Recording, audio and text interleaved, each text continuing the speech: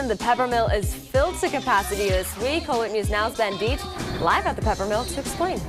Okay, you might not think that people from around the world would come here to the Peppermill for a poker tournament series, but for Run It Up Reno, that is indeed the case. Here at the Peppermill in the really early morning hours, it's about a little bit before 6 a.m., I'm doing the actual story today for the news that I did on Run It Up Reno. And that's more focused on the tourism aspect and the way online streaming has a direct link to tourism in Reno, kind of explaining the phenomenon of Twitch and Run It Up and those things, not just focusing on the exact poker part of it to our morning news audience. Funny part was my executive producer texted me saying, "You better not be jumping in a poker game between hits." And the funny part about that is there's almost never going to be a game that's actually going here at 6 a.m. on a Friday morning. But due to Run It Up Reno, there was. There's a 5-5 game going on right now, table 1 here at the Peppermill Poker Room.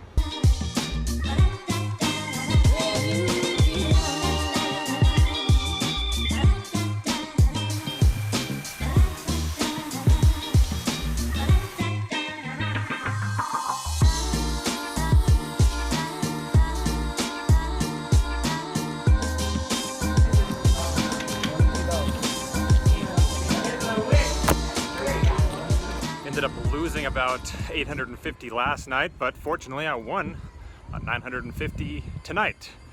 With Run It Up Reno in town, managed to run into popular vlogger Andrew Neeme here at the Peppermill, and I asked him if he'd make an appearance on this vlog, and sure enough, he said he would.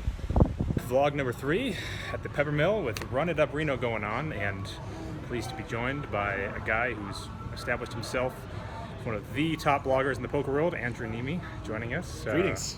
What brought you up to Reno? Because I know you're not a huge tournament guy, but what was it about Run It Up Reno that drew your attention? Well, I've heard so many good things about the Run It Up events here in Reno at the Peppermill, and this has been going on for I don't know how many years. Do you know how many years Run It Up has been happening? Yeah, now? This is the 6th time. So it started in late 2015. Okay. And so twice a year. So that's 5 times that I missed out on the fun that is to be had here at Run It Up Reno. And yeah, like I said, I heard nothing but good things about it. Jason Somerville has been kind of like somewhat of a hero, you know, as far as like the content creation in the poker space, and just keeping things fun and lighthearted. And apparently that is sort of that vibe has sort of made its way through the entire event. And sure enough, like as I've been spending time here, everyone is just super friendly, and it's not real like serious grindy poker, you know. It's like pretty lighthearted and just a good time. So I'm happy I'm here. Yeah, they call it poker's summer camp. I've heard that description used for Run It Up Reno, which is an interesting way of looking at it. Yeah. Have you been up here before to the Peppermill to play cash games? Or Been here once. It was a couple years ago, and very nice property. It's, you know, everyone's the staff is super accommodating. The poker room is really nice. The games are great. The games play a little bit bigger than advertised, I think, because uncapped. Yeah, they're all uncapped. So lots of fun to be found in the poker in the games, the regular games that run. Now you're, as I said before, your vlog, I originally had seen that I saw guys like Brad Owen say it. I saw Johnny Vibes say it, that you kind of inspired them to kind of get in on this. And really the same is true for me. And it's been a lot of fun watching what you've done. But I would ask, you helped inspire guys like me, inspire guys like them. What made you do it? Who inspired you to get this going? I think I took inspiration from one or two of the big general YouTubers, guys like Casey Neistat, who brought a ton of quality to his daily video blogs on YouTube. As a professional filmmaker for a number of years, his stuff was awesome. So just sort of that outside inspiration, and then also maybe being a little bit worn out from the daily grind of cards every day, and wanting to add a little bit of creativity to my own grind. So I thought that maybe the low stakes to mid stakes grind could have an interesting spotlight shown on it, and use the inspiration that I took from a guy like Casey and sort of apply that to the poker world and the poker grind. Yeah, you kind of give people really an inside look at it, which to me, the way I see it is like in 2009, 2010, poker on TV was such a big thing, and now that's really gone away. So now I look at things like this as like the new age of poker television, and it truly is reality TV. Don't you see it that way? Sure. Yeah. It's like a day in the life. You know? Yeah. Even like reality TV as we sort of know it is a little bit scripted, and this is there's no script. It's whatever happens in the poker day, and then maybe some other apply some other things that happen throughout the day into a story, and that's what we end up with at the end of the day. Has doing the vlog helped your poker game, would you say, and how would you say that it's done that? For sure. You're sharing so many hands that that's something that you should be doing anyway as a poker player to improve, but it's really easy as a poker player to sort of gloss over hands that you make mistakes in, because it can be embarrassing sometimes, to have to share hands where you probably made a mistake, and maybe you just want to gloss over that and move on and focus more on the hands that things went better for you. But when you're sharing all these hands, you want to have a story and have the hands tell the story of the day. And share a number of hands in each vlog, then you're sharing a lot of instances where there's things that are maybe you didn't think of that you could improve on, and you're getting feedback from both the audience and from your poker playing friends, and it's a big feedback loop all the time. So yeah, it's definitely beneficial. The hardest part of vlogging the way you do is what? The hardest part of vlogging, the editing is quite a task. Yeah. So I spend a lot of hours on the couch, on the laptop, just plugging away, and that's for sure at least it's like the most time intensive, and sometimes occasionally tedious, but other times it's creative and it's fun to sort of put the story together. Also trying to get the camera into the casino and not get shooed away. That's the other difficult part. Do you have kind of a favorite vlog so far, I wonder? Because I know I love the ones where you've like gone out to Red Rock with the drone and stuff. I think that's really cool. Any that stand out to you that you've been the most proud of? I think number 100 was probably my favorite one, because there was a look back to every single vlog prior to that. There was a big montage where I included clips from every single vlog, and then towards the end of that, there's a really cool sort of 100th vlog celebration / date night with my fiance that we did towards the end of that. That was a pretty awesome experience. So I think that one kind of stands out for me. Nice. And I presume that we're going to see one out of this trip here to Reno? Probably two vlogs, I think. And as soon as they get back, onto that couch, into the editing lab, and off we go. Well, by the time people see this, you will have already either won or done some damage in this main event. So good luck today, and thanks for joining us. We'll see. We'll be on the money bubble very shortly, and we'll hope for the best here. Cool. Thanks, man. All right, you got it, buddy. Saturday morning here at the Peppermill. 3-5 game starting at 11 a.m. Jumping in now. Let's see how it goes.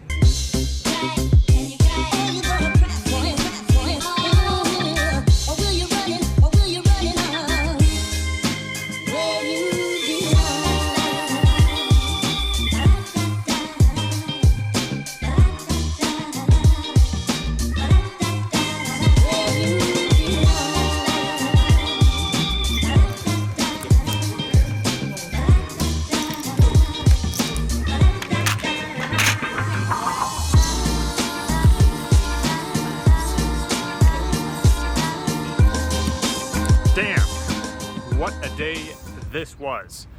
Gotta be honest, I ran amazing here at the Peppermill on this Saturday. Won over 2,000 on the day and didn't even play very long. Two particularly interesting hands that I will relay once I get home. All right, so really interesting day at 3-5 on Saturday at the Peppermill, and a couple of hands I wanted to point out from that session. In the first hand, I am first to act and I open up Ace Jack of Diamonds under the gun. I get one field caller, the button calls, and the big blind calls. So we are 4 ways to a flop with $80 in the pot, and I see a flop of 2, 3, 9, all diamonds. So we flop the stone cold nuts. Obviously, a lot of different ways you could play this. Could try to check raise, could check call and try to set a trap in this spot, but I decide to just come out and bet. I do make a pretty small bet though of $35.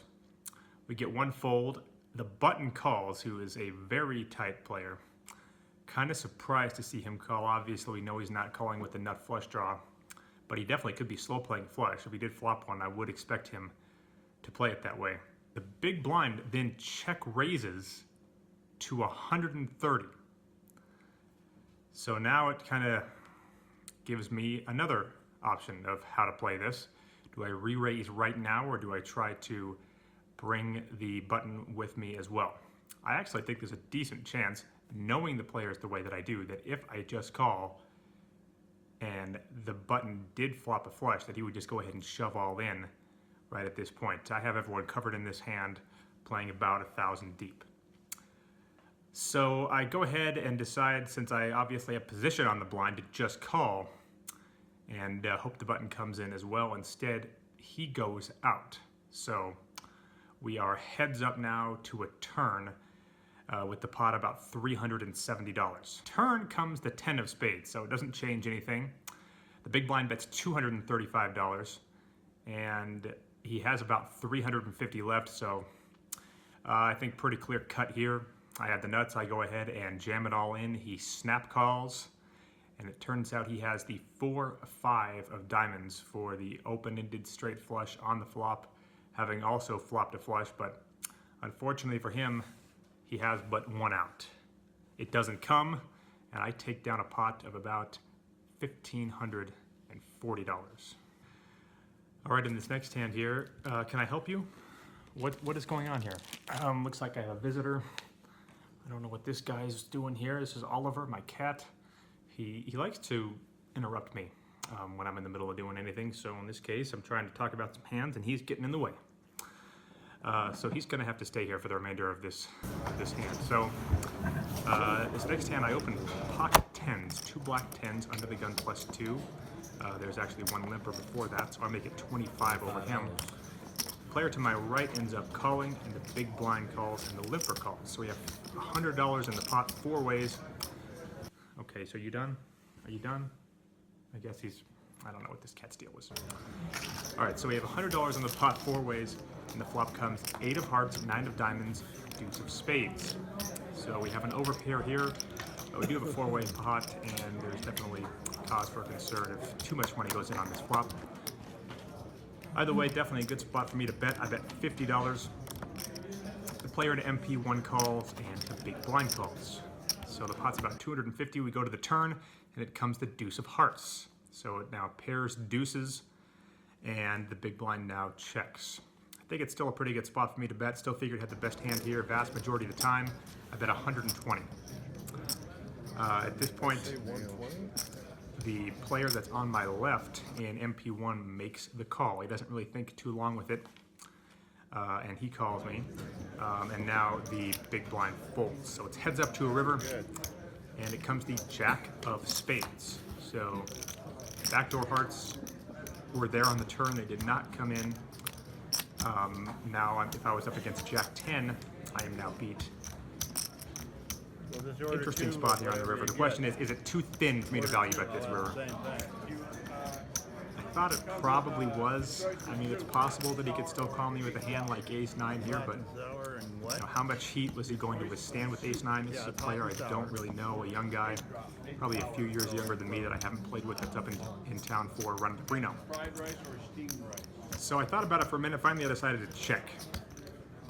And without wasting much time at all, he shoves all in for $425. So at this point, what is he really trying to tell me that he has here? I couldn't quite put him on a hand at all. I mean, if he was slow playing a set, why would he play it this way? If he had Jack 10 and he's made the best hand, I can understand why he'd bet, but I don't see why he would shove all in. That didn't make any sense. I mentioned that there were hearts on the turn that didn't get there. Maybe there are some combinations of that he could have. Honestly, I didn't even think about this too long at all, and I called the $425. And sure enough, he said, good call. And he showed 6-7 hearts for the missed flush draw, straight draw. Really, I thought it was a pretty easy call. If any of you disagree with that, you can let me know in the comments below. I'm not trying to say that I have this figured out by any means at all times, but in this particular spot, I definitely thought it was a call I had to make. So, really good day, obviously, to say the least. Don't get days like that too often, so when you do, gotta try to make the most of them.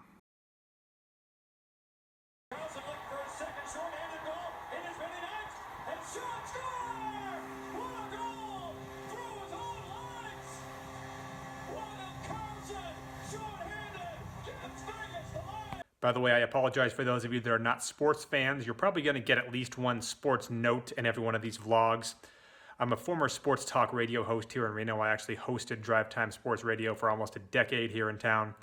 So I knew a thing or two, and I'm into sports quite a bit. But how about the Golden Knights? That goal you just saw there from William Karlsson was absolutely unbelievable in a big divisional game at the end of the regular season, fighting for playoff position. As much as it hurt for the Nevada Wolfpack to lose the way that they did, as I talked about in the last vlog, it feels good to watch the Vegas Golden Knights kick some serious ass in the NHL in their first year. Who would have ever seen that coming? I've been a fan of the team since the minute the shovels went into the ground in T-Mobile Arena. I wanted to be on the bandwagon of the first ever Nevada major professional sports franchise. Boy, has it paid off so far this year.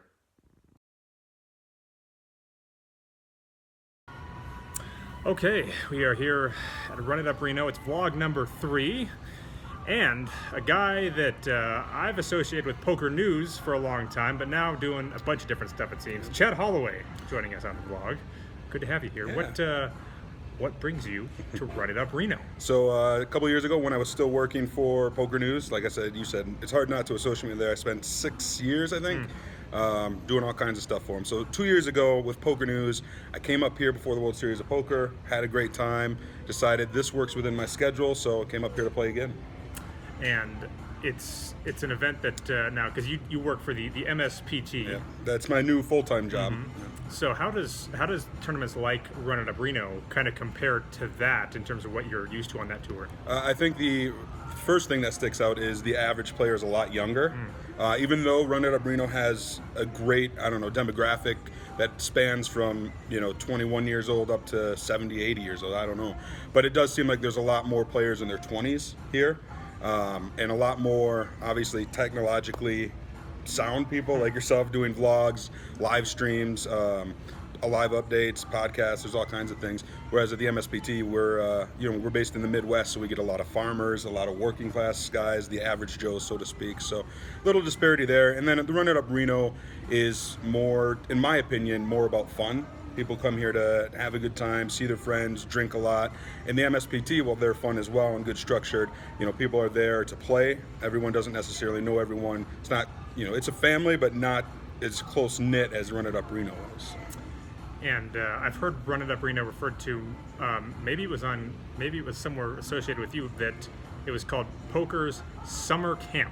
Is that a term that you've heard described with Run It Up Reno? Does that fit to you at all? Yeah, I definitely think that it's a term that fits for Run It Up Reno.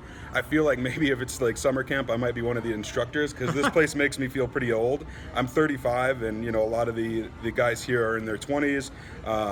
It's just a little different generation of poker, but I really enjoy it. I've learned a lot of new things with all, like I said before, with the vlogging, the live streams and stuff. It's just pretty cool to see it and be in the midst of it. Now you also do the LFG Podcast, which with Jamie Kerstetter, which I've listened to I think every episode of. It's been really good, but that's still associated with Poker News. So did they bring you back on kind of a part-time basis for this podcast? Yeah, so I started, and when I'm not working for the MSPT, I do a lot of freelance work, and Poker News asked me to do some live updates, to fill in the PCA and things like that. And then Sarah Herring, who I worked with for many years, they wanted to do some new podcasts, one geared towards recreational players. And she thought that me and Jamie would be good for that, so they asked if I'd be interested, and I said, of course. And I think we've done 5 episodes. We try to do one every other week. It's not super strict, but we focus, we don't want the Phil Hellmuth, we don't want the Phil Ivies. We want the guys that are up and coming in the game, putting in the grind, and just trying to make a name for themselves in the poker world. And I'm actually going to do some interviews here at Run It Up Reno with some of the guys who are, part of that close-knit family, like you said, people who are here for summer camp, and get their perspective on it. So. That was actually going to be my next question, is would guys at Run It Up Reno make the podcast? And I guess the answer is yes, so we'll have to look for that. That's pretty cool. So how many of these types of stops do you make on a given year, like Run It Up Reno, these different tournament destinations? It's tough because I work so much. So usually if I make a tournament destination, it's to work, to either to live report or to do some other media work while at the stop. So to actually come and play, I'm lucky if I make 2 or 3 throughout the year. But usually I have the summers fairly free, so I get to play the World Series of Poker and try my luck out there. So if you could only play one tournament per year, which one would it be? Like one just single tournament? One single event. It's got to be the WSOP main event. Mm-hmm. I don't know how many people have played it, but if you have, that once you play it, that you just want to play it every year. Mm. It's just, I don't know, something addicting about it. You just want to be in that action. It's hard not to keep going back to that. So yeah, that's it for me. How much success have you had in that tournament? Not 0. I think I've played 4 times since 2013. I missed it 1 year because of work. So I've made day 2 3 of them, but last year was embarrassing. I'm really ashamed to admit that I busted in level 2 of the WSOP main event. It was it should never happen unless it's a super cooler, and that really wasn't the case. I just played bad, bloated pots, and I deserved my fate in that one. So I'm kind of a 3-5, 5-10 cash game grinder type guy. Give me a couple of the places around the country that you really would recommend for those games for people who like to play them as well. So like I said, I work primarily in the Midwest, so that's where my experience really comes in. There's some really good cash games in Milwaukee, Wisconsin, which is where I'm from, especially when the bigger tournament series come around, like the MSPT or the WSOP circuit. They have some really good cash games during that time, but even outside of it, Which casino? It's called Potawatomi, and it's right downtown, 10-15 minutes from the airport, so it's easy to get to.